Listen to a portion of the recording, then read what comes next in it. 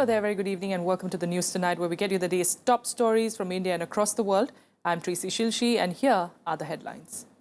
NDA finalizes the seat-sharing agreement for Bihar after days of parleys. The BJP is to contest 160, LJP 40, while 20 seats have been given to Jitan Ram Manjhi's new party. Retail and wholesale inflation plunged further in August, adding pressure on the RBI to cut rates. In a diplomatic win for India, United Nations adopts the documents for Security Council reforms. It's a step to realize India's bid for membership. And Malcolm Turnbull is set to become the next Prime Minister of Australia after Tony Abbott loses leadership ballot within the party.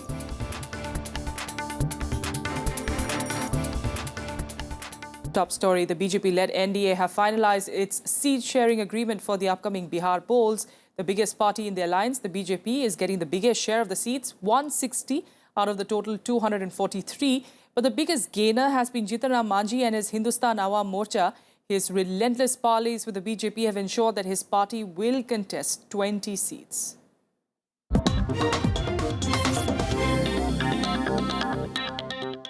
मजबूरी वाला गठबंधन है।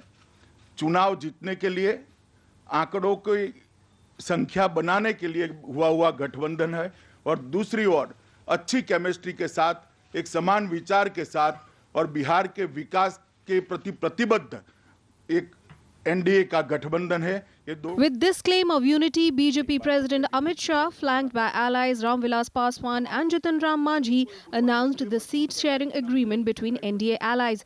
The deal has been finalized after days of hectic parleys.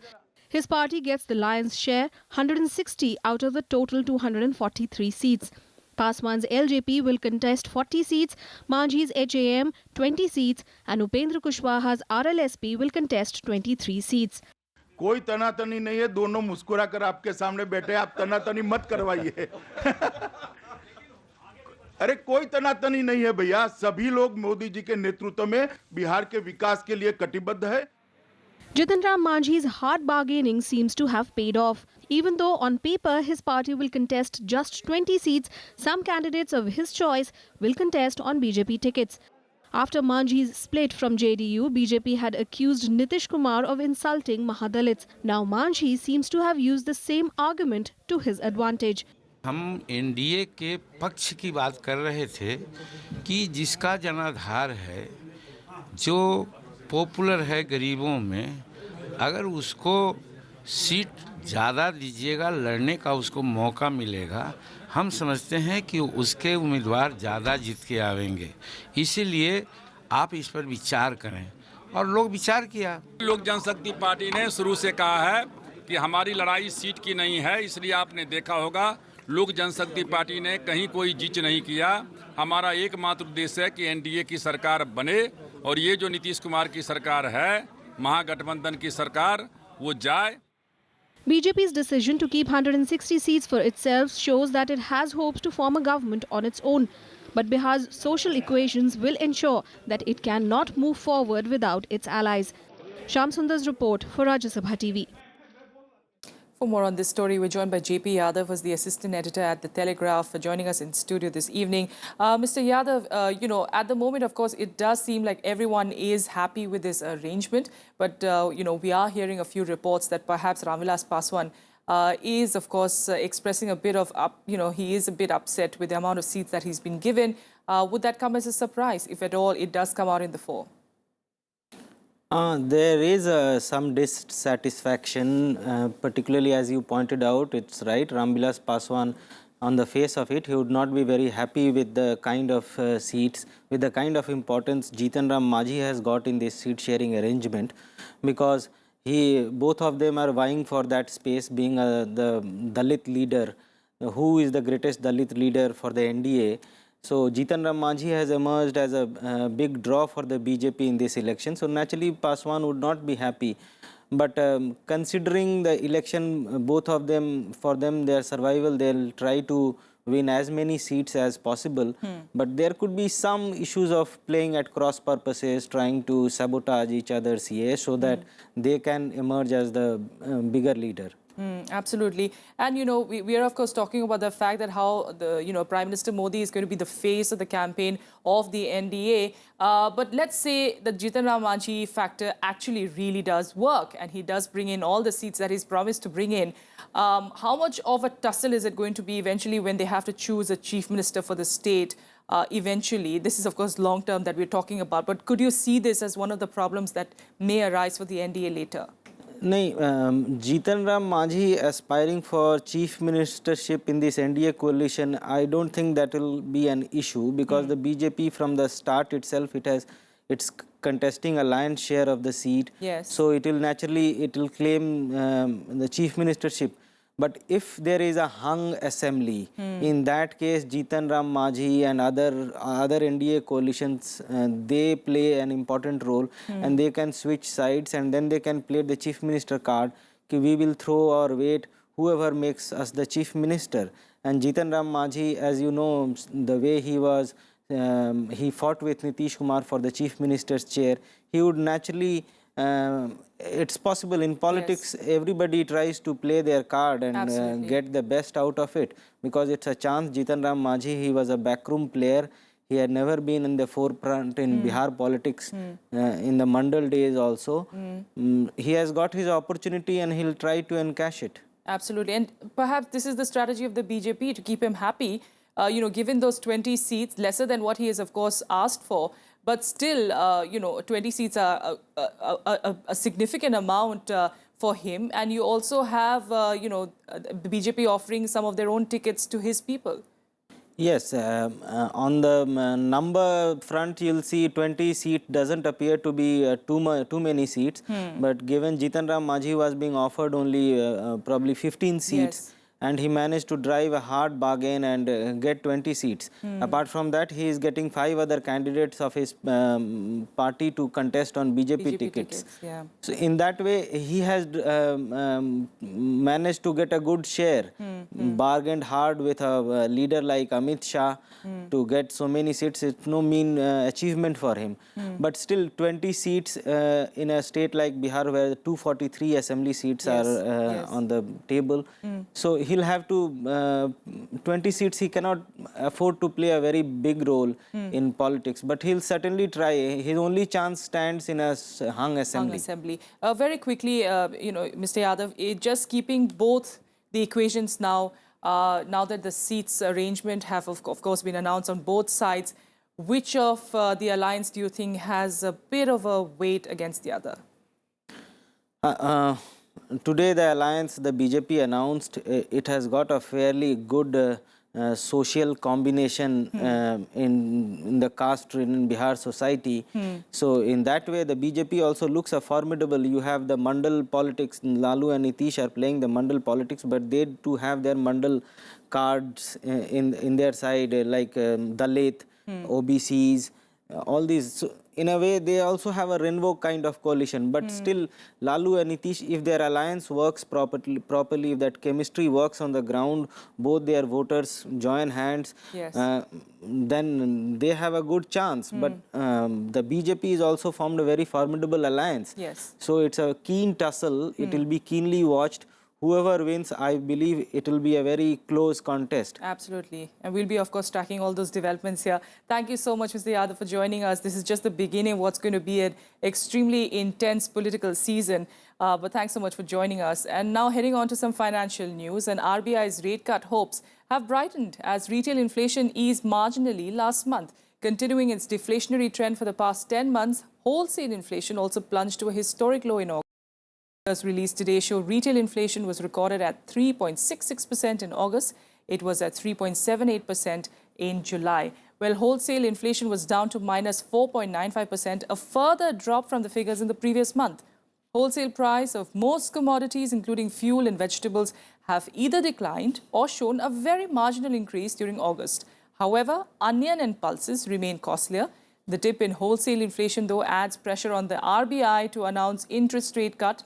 RBI's bi-monthly monetary policy review is due later this month. It had kept the key rates unchanged in its last monetary policy review, which was on the 4th of August. During the monsoon period and because of seasonal variation, some products may go up. But overall, inflation continues to moderate and seems to be under control. The key point also is that core momentum has decelerated and has decelerated over the last 3 months. So that's also an encouraging sign of abating inflationary pressures. Meanwhile, India and the United States have set an ambitious target to increase bilateral trade 5-fold in the next few years.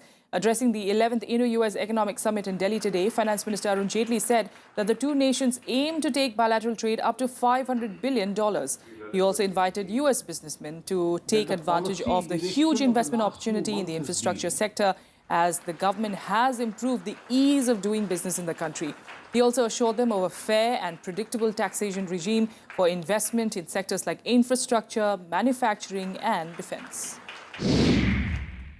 Both the President of the United States and the Prime Minister have now set a very ambitious goal for bilateral trade to increase it 5 times from 100 billion to 500 billion over the next few years.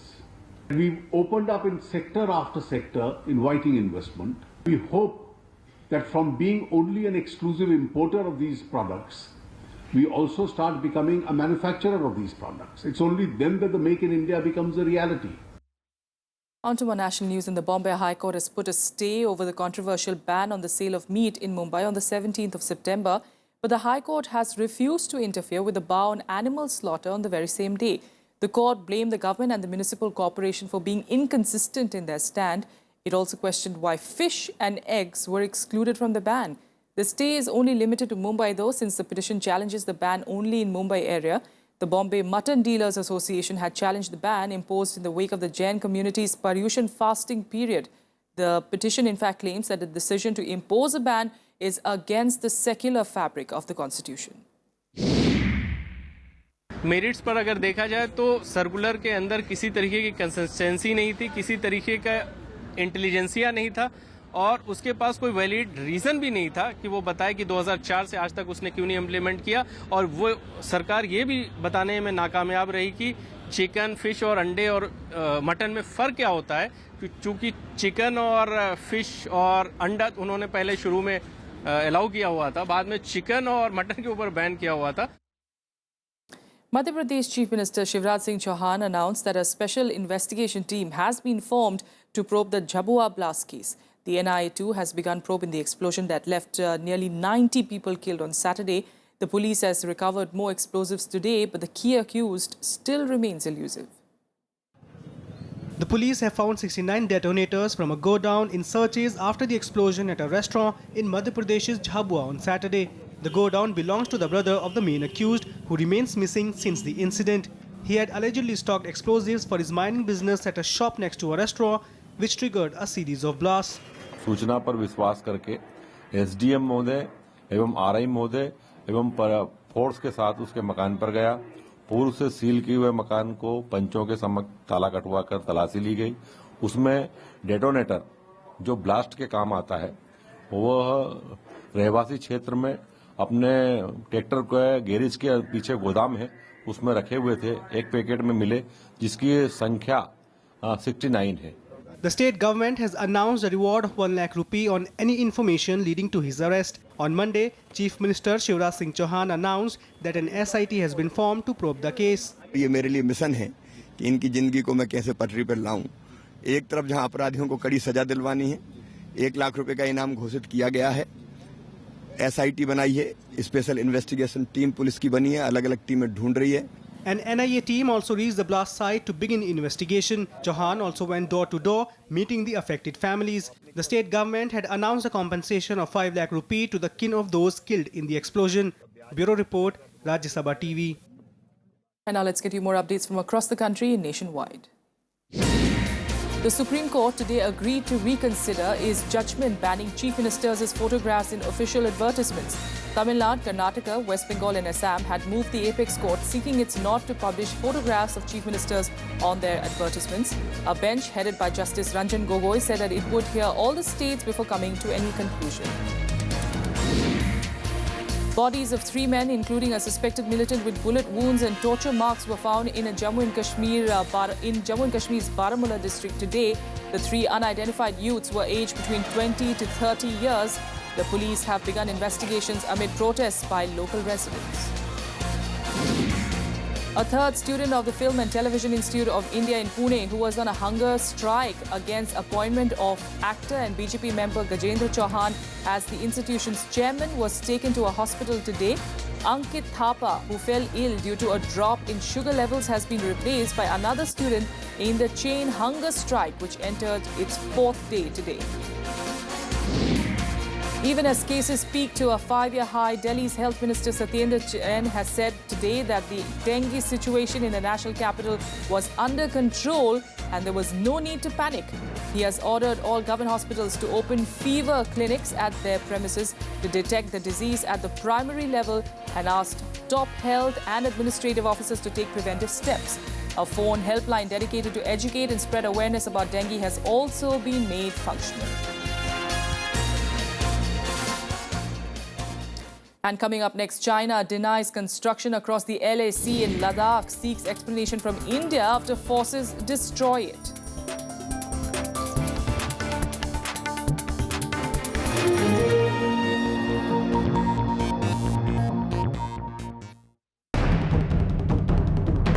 Massive migrant influx into Europe. Refugees pour in from Syria and the Middle East. EU looks for solutions. Why is this crisis ballooning? Watch The Big Picture at 9:30 p.m. on Rajya Sabha television.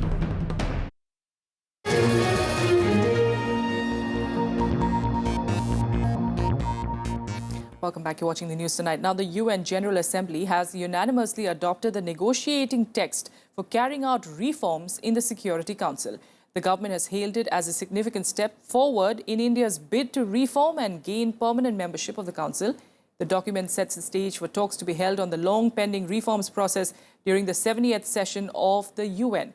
The 70th session, in fact, starts on Tuesday.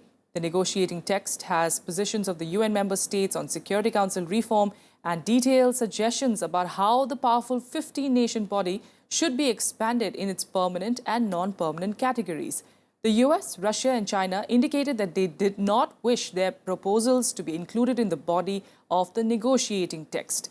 With the adoption, though, the UN General Assembly has decided to continue intergovernmental negotiations on UNSC reforms during the 70th session of the General Assembly. This will build on the informal meetings held during the UNGA's 69th session, as well as the positions and proposals made by member states that are reflected in the text that has been circulated. All right, for more on this, we're joined on the phone line by Pramit Pal Chaudhary, who's the Foreign Affairs Editor at the Hindustan Times. Pramit, can you give us a sense of how significant this is for India?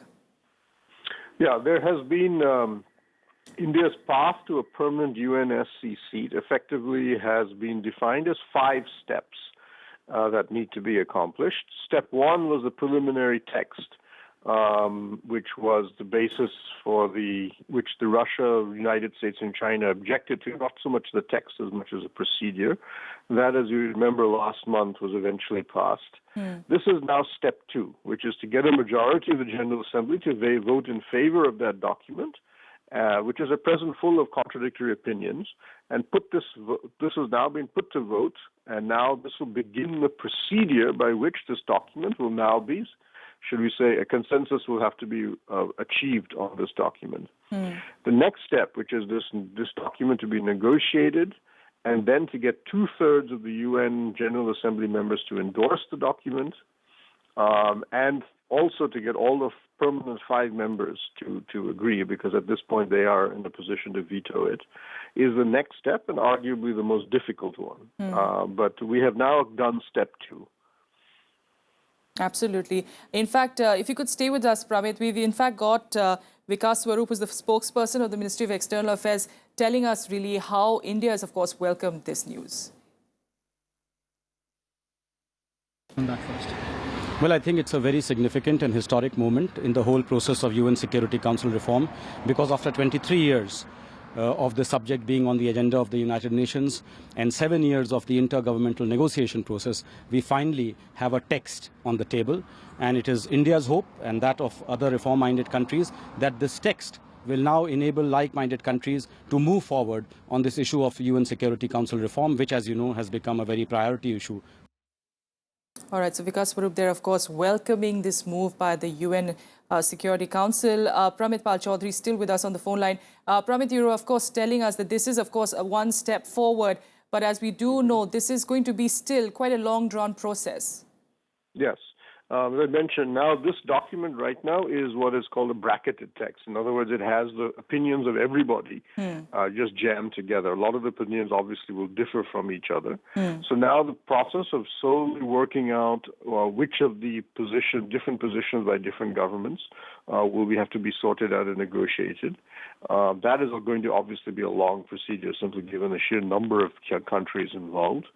And then eventually this document will have to be, when it's finalized, this document will then go before the UN General Assembly. As I've mentioned, they'll have to vote 2/3 in favor. All the 5 permanent members have to vote in favor. If even one of them says no, then the document dies. Then after that, there's the so-called regional votes, because at the present structure of the text, countries from Asia, Africa, and so on will each vote in favor of the one extra seat. Asia is supposed to get 2 new seats. So India will then have to campaign, possibly in alliance with Japan, who's another candidate that we worked with, to ensure that it gets the vote among the Asian countries and not somebody else. And then finally, a ratification by all the legislatures, in other words, by the parliaments, national assemblies, congresses, of 2/3 of the UNGA members. That will have to, of course, that will be the last phase of it, and that's still very far away. But I said we have now accomplished stage 1 and stage 2 of this process, and stage 3, which will now be the really hard diplomatic negotiations to get all the countries to agree on the text, is what will now take off. And as has been mentioned by the present resolution, that at least for the next 1 year, we expect to have the negotiations to continue. All right, we'll leave it there for now. All right, we'll leave it there. Pramit Pal Chaudhary, thanks so much for joining us with those details. Heading on to more international news, and Sri Lankan Prime Minister Ranil Wickremesinghe, in fact, has arrived on a 3-day visit to India this evening. He will hold talks with Prime Minister Narendra Modi and External Affairs Minister Sushma Swaraj on Tuesday. One of the key agenda is likely to be the finalization of an agreement on economic ties. Sri Lankan PM Ranil Wickremesinghe touched down in Delhi on Monday evening on his first visit to the country. This is also his first official overseas visit since becoming the Prime Minister. After former President Mahinda Rajapaksa stepped down, India has increased its efforts to boost bilateral ties with the neighbour. After Wickremesinghe extended support to the Comprehensive Economic Partnership Agreement, the deal could be finalised during his visit to India. His visit also comes ahead of the crucial meeting of the UNHRC, where a report on Sri Lanka's alleged war crimes is to be released. It is likely to press for further investigation into the killings of civilians, disappearances and other rights violations by the Sri Lankan military. On Wednesday, I will release the report of the comprehensive investigation that OHCHR was mandated to conduct in March 2014, including my recommendations. Its findings are of the most serious nature. Though India had abstained a key voting in the UN last year to put sanctions on Sri Lanka, opposition wants the issue to be raised during the talks. There are a few issues which India really should take it up with the Sri Lankan Prime Minister. Number one, towards the end of this month, there will be UN HRC meeting at Geneva. That will be discussing the Sri Lankan Tamil question, the war crimes, the genocide which took place in Sri Lanka. Apart from meeting Prime Minister Narendra Modi and External Affairs Minister Sushma Swaraj, the Lankan PM will also meet President on Wednesday. The issue of fishermen is also likely to be part of the talks between the leaders. On Sunday, Sri Lanka announced release of 16 Indian fishermen as a goodwill gesture. Bureau Report, Rajya Sabha TV. The meeting between Indian and Chinese commanders over the standoff in Ladakh has been postponed. This comes after China defended its construction, which was termed illegal by India. Indian troops have demolished a hut allegedly constructed by the Chinese People's Liberation Army over a kilometer inside the line of actual control. The hut, fitted with a camera and solar panel, was believed to have been set up to record the movements of Indian troops. Seeking clarification from India on the matter, Beijing denied any face-off along the LSE in Ladakh. Intrusions by Chinese troops into Ladakh have led to resentment among the two neighbors in the recent past. 两国领导人就保持边境地区的和平与安宁达成重要共识，这是两国关系健康稳定发展的重要保障。据我们了解，中印边界地区不存在对峙。 In other news, Australia is set to get its fifth Prime Minister in 8 years. Ruling Liberal Party voted out Tony Abbott in favour of his longtime rival Malcolm Turnbull, who won a secret party room vote after months of speculation and crumbling support from voters. Foreign Minister Julie Bishop was elected the deputy leader of the party, which won a landslide election in 2013. Since then, the popularity of Abbott has suffered from a series of perceived policy missteps, destabilising and fighting, and leaks. The opposition Labour Party has consistently led opinion polls, while Turnbull has been consistently viewed as the preferred Prime Minister. In the leadership was contested by Malcolm Turnbull and Tony Abbott. Malcolm Turnbull was successful on 54, Tony Abbott 44, and we had one informal of 99. For the position of Deputy Leader, we had to repeat that, 54 and 44. Let's get you some more international news updates in Global Buzz. Egyptian forces killed 12 people and injured more than 10 after firing upon a tourist group mistaken as militants. Among the victims are people from Mexico and Egypt. The Mexican president, Enrique Pena Nieto, has condemned the attack and demanded a full investigation. Taliban militants stormed Afghanistan, freeing nearly 400 inmates near Ghazni city. They also killed at least 4 police officers posted for the prison security. While the inmates fled, the 3 attackers were killed during the jailbreak. This is Taliban's 3rd mass prison break in the last 7 years. In Pakistan, the death toll in Multan blast has gone up to 10. Over 40 others were injured in the blast that took place late on Sunday. The powerful blast destroyed the rickshaw and other vehicles parked nearby. No group, though, has claimed responsibility for the attack so far. Malaysian police have arrested 2 Malaysians and 1 Pakistani in connection with last month's deadly bombing at a shrine in Bangkok. Police Chief Khalid Abubakar has said that these men were detained a few days ago and were assisting in the investigation. Thailand has launched a manhunt for those responsible for the bombing, which killed 20 people and injured 120. And that's all we have for you on the news tonight. From the entire team here, good night. Join us again tomorrow.